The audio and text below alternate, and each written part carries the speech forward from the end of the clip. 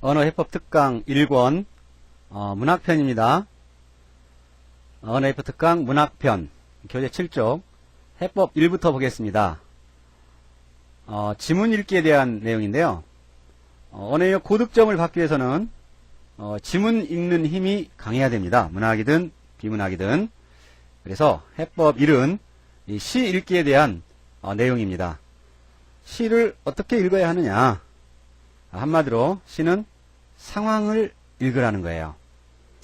시에서는 현대시나 고전시가나 이 상황을 읽어내는 것이 가장 중요하다는 겁니다.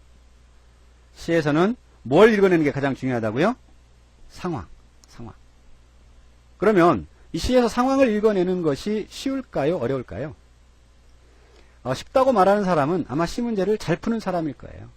쉽지가 않죠. 시는 압축해 놓은 글이기 때문에 이 상황이 눈에 잘 안 보일 때가 많아요.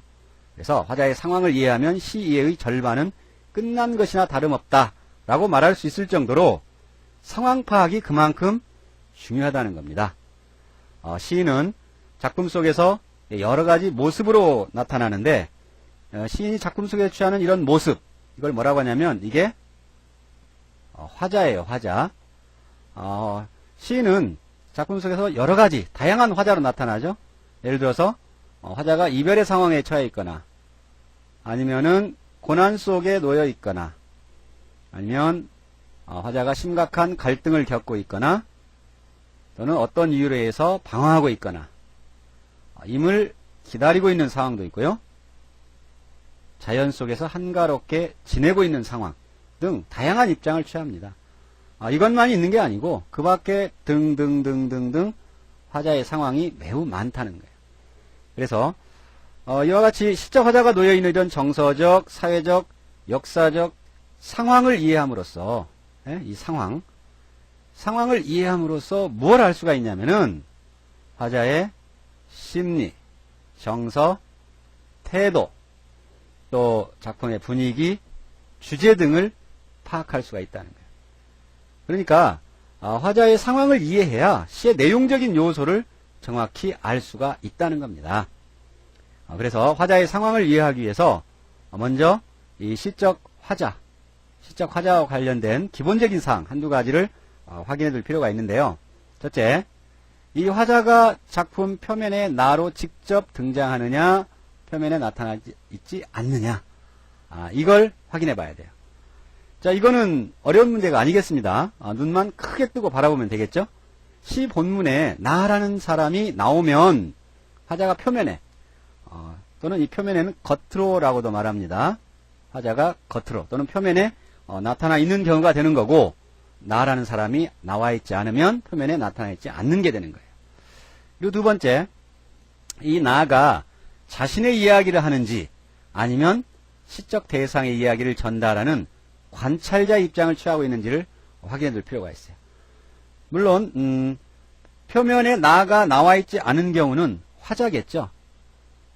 표면에 드러나 있지는 않은 화자가 자신의 이야기를 할 수도 있고 또 시적 대상의 이야기를 전달할 수도 있습니다.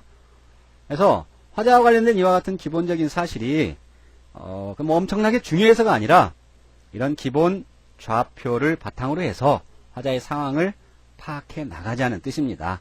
그래서 이와 같은 점을 확인하면서 시를 서사화, 즉 줄거리로 엮어 나간다는 거예요. 더 쉽게 이야기하면 이야기처럼 풀어서 이해한다는 겁니다. 시를 읽으면서 화자가 이러네, 화자가 저렇구나, 이렇게 풀어서 읽어가다 보면 화자가 어떤 상황에 처해 있는지 보다 명확해진다, 그런 얘기예요. 아시겠죠?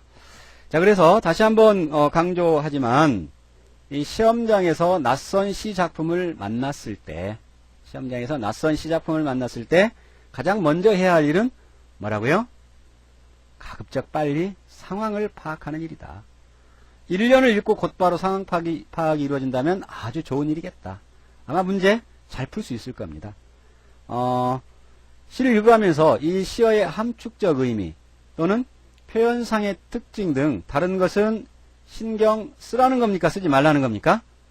신경 쓰지 말고 이 화자의 상황과 그 속에서의 정서 태도, 그래서 이 정서 태도를 확인하면서 신속하게 읽어가는 게 좋다는 거예요. 이렇게 말하면 여러분들 이제 질문할 거예요. 선생님, 시험에는 항상 이 함축적 의미나 표현상의 특징 같은 것들이 나오는데 이거를 신경 쓰지 말고 읽으라고요? 예. 뭐 문제에서는 항상 나오죠. 그렇지만 그 모든 것들을 다 챙기면서 시를 읽을 수가 없다는 거예요. 함축적 의미나 표현상의 특징 등은 문제에서 물으면 그때 답해주면 되는 거고, 시를 읽어 나갈 때는 무엇보다도 화자의 상황과 그 속에서의 정서 태도, 이걸 확인하면서 신속하게 읽어 나가야 한다. 그런 뜻입니다. 자, 그 점을 꼭 기억하시고요. 이제 다음 페이지에서 직접 시를 한번 읽어보도록 하겠습니다.